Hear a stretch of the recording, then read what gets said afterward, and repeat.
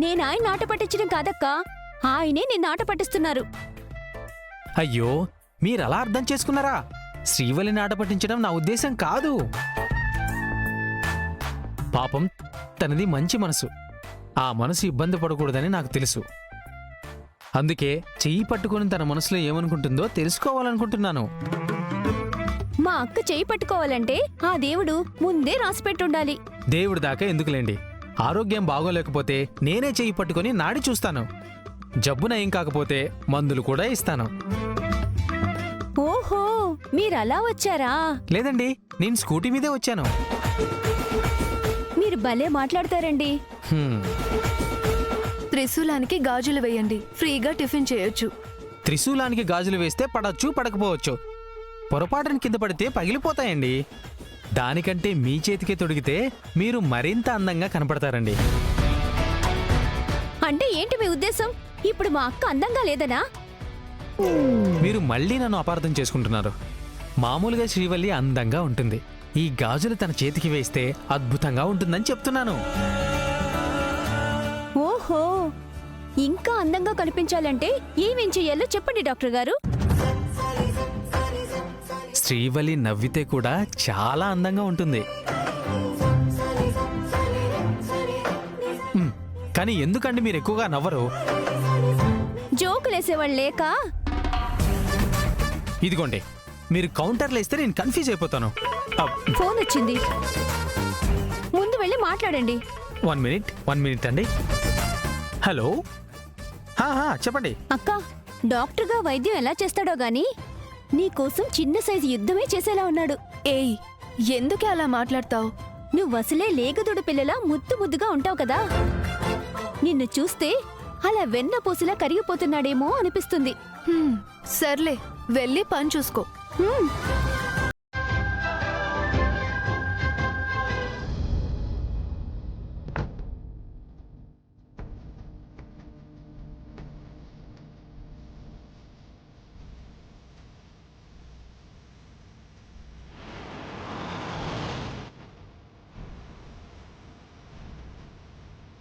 తలుపుది. అలాగే సార్.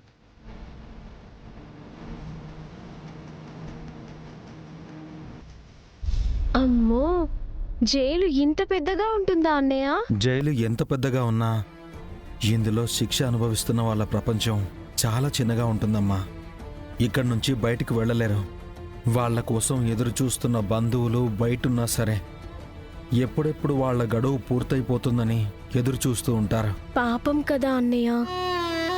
కుముదా, తెలుసా తెలియకో చేసే నేరాలకి శిక్ష అనుభవించక తప్పదు.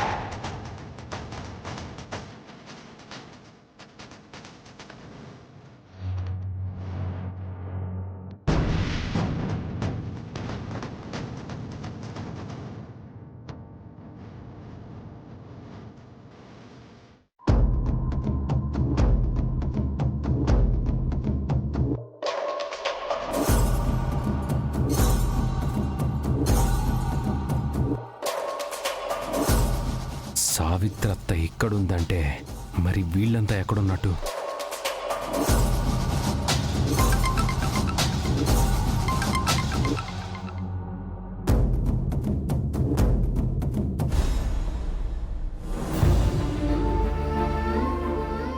ఈ ఫోటో కనుక అబ్బాయి చూసుంటే నా పిల్లలకి చెప్పేసేవాడు, వాళ్ళిక్కడికొచ్చి నన్ను ఈ పరిస్థితుల్లో చూసి బాధపడేవాళ్ళు.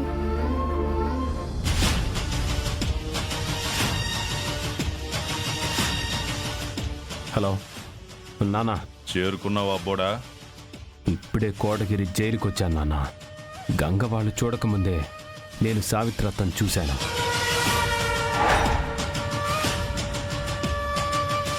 అదేందిరా అబ్బోడా, నీకన్నా ముందే వాళ్ళు వెళ్ళిపోయారన్నావు? వాళ్ళు జైలును చూడ్డానికి వచ్చారు కానీ జైల్లో శిక్ష అనుభవిస్తున్న సావిత్రత్తను చూడ్డానికి రాలేదు కదా నాన్న. పాపిష్టి కళ్ళకి అన్నీ కనపడతాయంటే ఇదే అనుకుంటా. ఎట్టా ఉందా సావిత్రి? వయసు మల్లుతున్నా సరే పులి సాధు జంతువు కాదు కదా నాన్న. అక్కడ దాకా పోయినావుగా, కొంచెం గట్టిగా ప్రయత్నం చేసి పైకి పంపించే అబ్బోడా. ఇక్కడున్నప్పుడు తన ప్రాణం పోతే గంగ వాళ్ళు చూస్తారు కదా నాన్న. శవాన్ని చూస్తే ఏమీ కాదురా, సగం చచ్చిపోతాడు కూడా. నువ్వు కానీ అనుకోని పరిస్థితులు ఎదురైనప్పుడు, శత్రువులు చేతికి దొరికినప్పుడు మన రహస్యాలు బయట పెట్టకూడదని ఎప్పుడు వెంట సైనైడ్ పెట్టుకునే ఉంటారు. ఇప్పుడు అది సావిత్రత్తయ్య వాడేలా చేస్తాను. శబాష్ రా అబ్బోడా, పులిని చంపిన పేరు తెచ్చుకోవాలా. అలాగే నాన్న.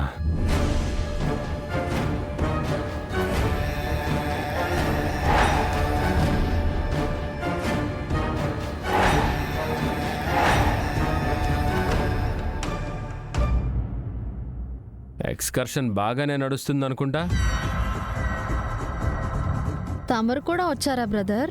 నువ్వు డ్యూటీకి రాకుండా ఇక్కడికి వచ్చావంటే అంత ముఖ్యమైన పని ఏముంటుందో తెలుసుకోవాలని నేను కూడా వచ్చాను. నీ డ్యూటీకి ఎసరు పెట్టే పనులేం చేయట్లేదులే brother. Good afternoon sir. Good afternoon. మీరు కూడా చంద్రగిరి పోలీస్ స్టేషన్లో పనిచేస్తున్నారా? అవును మేడం. గుడ్. ఏంటి చిట్టి మరదలా, ఎలా ఉంది జైలు? బాగుందని, బ్రహ్మాండంగా ఉందని ఇలాంటి వాటికి చెప్పకూడదు కదా బావా. గుళ్ళోనైనా సరే దర్శనం చేసుకుని వెళ్ళిపోతాం కదా బావా. బాగానే చెప్పావు. జైలు జీవితాలు బాగుండవు కుముదా. ఇక్కడున్న వాళ్ళందరూ నరకం అనుభవిస్తూనే ఉండాలి. అలా చెప్పి పిల్లల్ని భయపెట్టకు. వాళ్ళొచ్చింది జైలు ఎలా ఉంటుందో తెలుసుకోవడానికి. చిన్నపిల్లల మనస్తత్వం నాకు తెలియదు కదా. నువ్వైతే చిన్నప్పటి నుండి వాళ్ళని పెంచి పెద్ద చేసిన వాడివి. మేడం, ఖైదీలకి భోజనాలకి టైం అయింది. అలాగే. స్కూల్ పిల్లలు ఎక్స్కర్షన్ కోసం వచ్చారు కదా, ఖైదీలకు వీళ్లే వడ్డిస్తారు.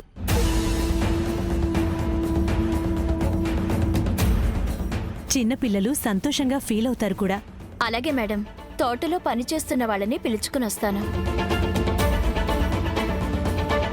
Thank you madam. మీరు దగ్గరుండి జైల్ని చూపించడంతో పాటు పిల్లలు సంతోషపడేలా చేస్తున్నారు. దాందేముంది మేడం. జైలు చాలా పెద్దదే. ఇంతవరకు చూసే అవసరమే రాలేదు. నీకోసం వచ్చాడా లేకపోతే వీళ్ళని విసిగించడానికి వచ్చాడా? పిల్లల ఎక్స్కర్షన్లో కూడా నేను పేరు సంపాదిస్తానని మా అన్నయ్యకి అసూయ. నాకు క్రెడిట్ దక్కకూడదని పరుగున వచ్చుంటాళ్లే.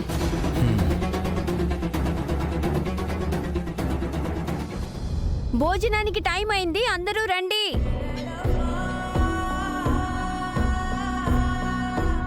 సావిత్రక్క, అందరినీ భోజనానికి పిలుస్తున్నారు, రండి. నువ్వు వెళ్ళు, నేను తర్వాత వస్తా.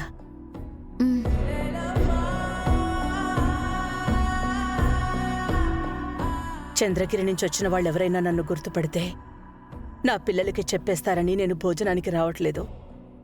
అయినా ఒక్క పూట భోజనం చేయకపోతే ఏం కాదులే.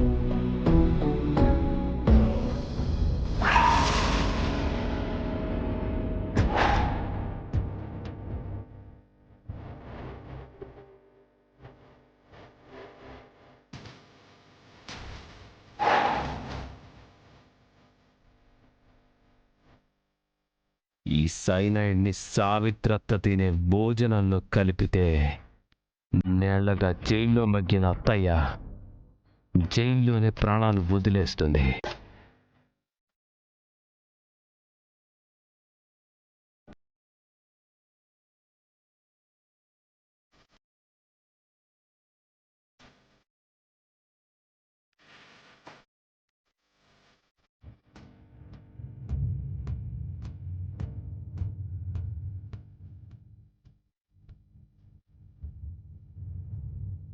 అన్నం పరబ్రహ్మ స్వరూపం. అన్ని దానాల కన్నా అన్నదానం గొప్పదంటారు. ఇక్కడేమి దాన ధర్మాలు చేయట్లేదు. జైల్లో వండిందే ఖైదీలకు వడ్డిస్తున్నారు. ఏదైనా సరే ఆకలితో ఉన్న వాళ్ళకి అన్నం పెట్టడం గొప్ప విషయం. కరెక్టే బావా, అందరూ భోజనం చెయ్యాలి.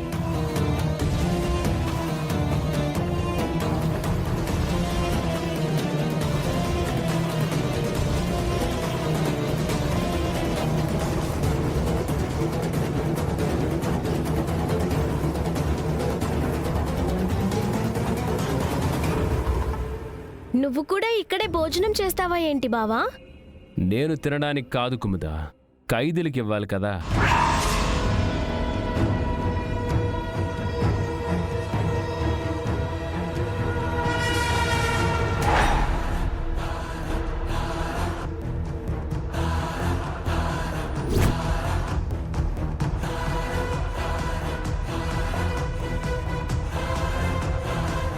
బావా, ఇక్కడ నిల్చొని వడ్డించడం కాదు, పాపం ఇక్కడికి రాలేకుండా వాళ్ళ జీవితాల గురించి, వాళ్ళ పిల్లల భవిష్యత్తు గురించి ఆలోచించే వాళ్ళకు కూడా భోజనం ఇవ్వాలి కదా.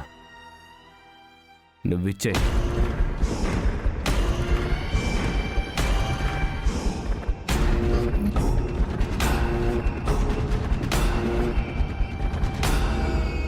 ఎవరికివ్వాలి? అదుగో ఒక ఆవిడ భోజనానికి రాకుండా సెల్లో కూర్చొని ఆలోచిస్తుంది.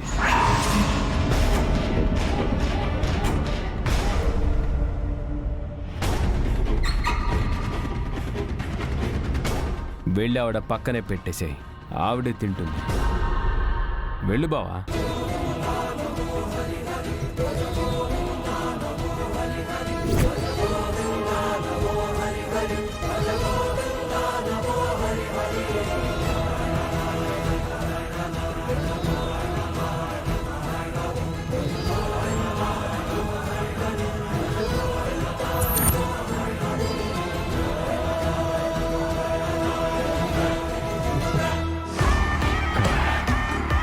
గంగ తీసుకెళ్లి ప్లేట్ అక్కడ పెడతాడు, కాదనకుండా సావిత్రత్తయ్య తినేస్తుంది.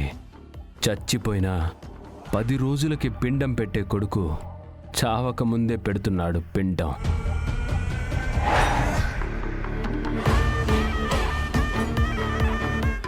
కాకపోతే తన ముందుకెళ్లకుండా పక్కన పెట్టాలి. నా చేతికి మట్టి అంటకుండా రిస్క్ తీసుకున్నాను, కానీ సావిత్రత్తయ్య నా గంగ చూశాడంటే నా ప్లాన్ ఫ్లాప్ అయినట్టే. చూడకపోతే సూపర్ డూపర్ హిట్ అయినట్టే.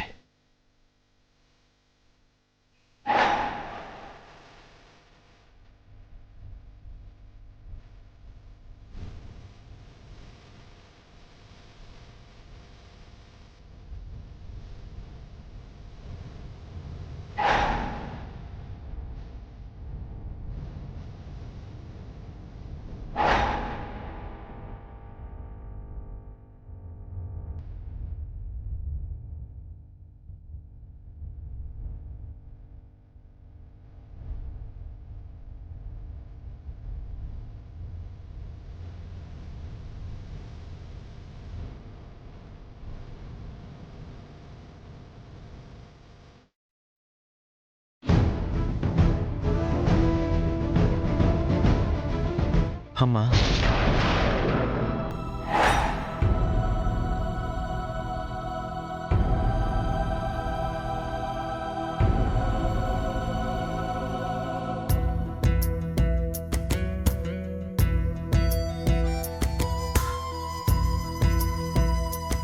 మీరు భోజనానికి రాలేదు? నాకు ఆకలిగా లేదు. సమయానికి భోజనం చేయాలమ్మా. నువ్వు ఏ నేరం చేశావో ఏంటో ఇక్కడ శిక్ష అనుభవిస్తున్నావు. మీ బిడ్డల గురించి నువ్వు ఆలోచిస్తూ ఉండొచ్చు. మళ్ళీ వాళ్ళని చూడాలంటే నువ్వు కడుపు నిండా భోజనం చేయాలి కదమ్మా. ఆరోగ్యంగా ఉండాలి కదా. తినమ్మా.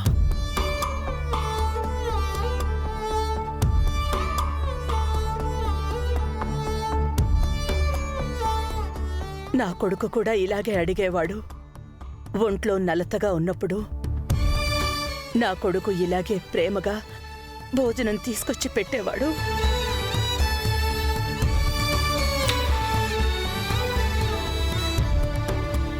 తినమ్మా,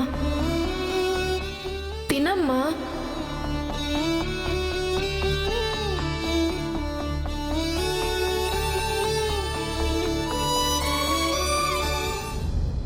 ఏం మాట్లాడుతున్నాడు? వాళ్ళ అమ్మతోనే మాట్లాడుతున్నాడని తెలుసా? తిరిగి చూస్తే కొంపలు అంటుకుపోతాయి. ప్లేట్ అక్కడ పెట్టి త్వరగా వచ్చారా బాబు, తన చావేదో తను చస్తుంది. కొంచెమైనా తినాలమ్మా, ఆకలిగా లేదనకూడదు. అక్కడ పెట్టండి బాబు. అన్నీ వడ్డించిన పళ్ళాన్ని కింద పెట్టేసి వెళ్ళకూడదని మా అమ్మ చెప్పేది. ఇది నా కొడుక్కి నేను చెప్పిన మాట.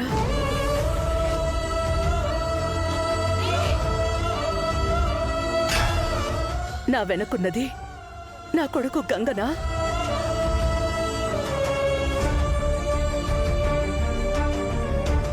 ఇప్పుడు గనక నన్ను ఇలా చూస్తే నన్ను హంతకురాలనుకుని అసహించుకునే ప్రమాదం ఉంది. లేదు, నేను తినను. తీసుకోమ్మా.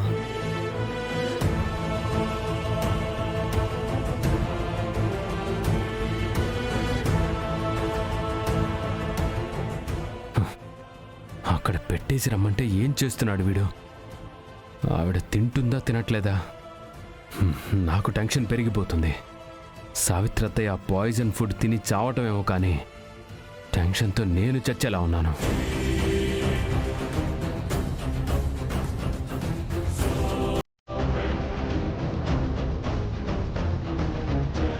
ఓ గంగా బాబు,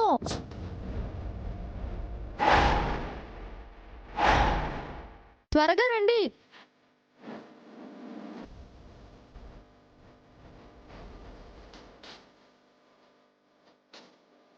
వస్తున్నా. నా కొడుకే బయట నుంచి బావా అని పిలుస్తోంది అంటే తను ఖచ్చితంగా నా మేనకోడలు శివపార్వతి అనుకుంటా. అన్నయ్య, ఆ పళ్ళెం ఆవిడకి ఇచ్చేసి త్వరగా రా. ఇక్కడ ఇంకా చాలా మందికి వడ్డించాలి. అమ్మా తినండమ్మా. బాబు, నాకు కొంచెం ఒంట్లో బాగోలేదు, అందుకే జనంలో కూడా తిరగడం లేదు.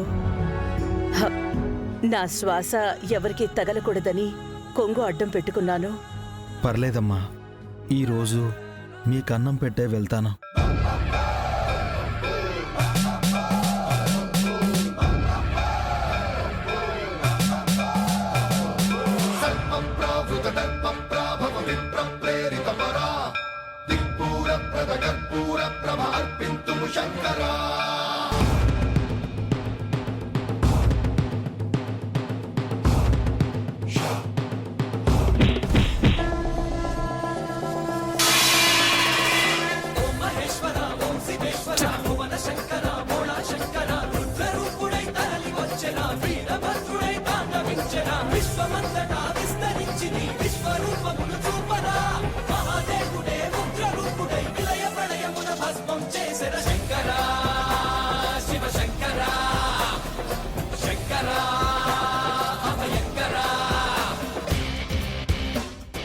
బాబు, బాబు, ఎన్నాళ్ళైంది బాబు నిన్ను చూసి. నా కోసమే వచ్చావా నాయనా? నా కోసం.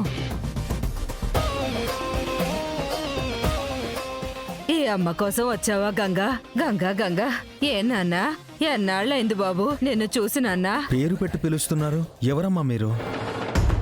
నన్ను గుర్తుపట్టలేదా బాబు? నా బిడ్డని నేను పేరు పెట్టి పిలవకపోతే ఇంకెలా పిలుస్తాను నాన్నా? నువ్వు వచ్చినందుకు ఎంత సంతోషంగా ఉందో తెలుసా? ఎన్ని రోజులకు వచ్చావా ఈ అమ్మని చూడ్డానికి?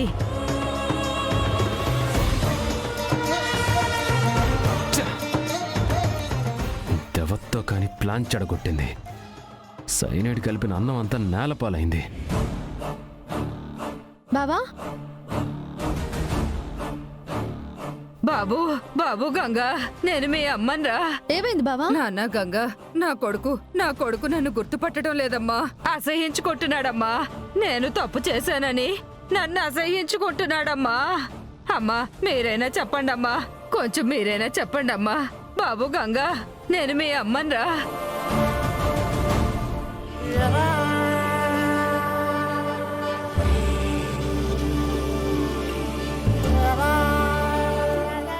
సారీ, బిడ్డ చనిపోయింది. వదినా, నీ బిడ్డ చనిపోలేదు, బతికే ఉంది. ఇది నీ బిడ్డే. తీసుకో వదినా, తీసుకో.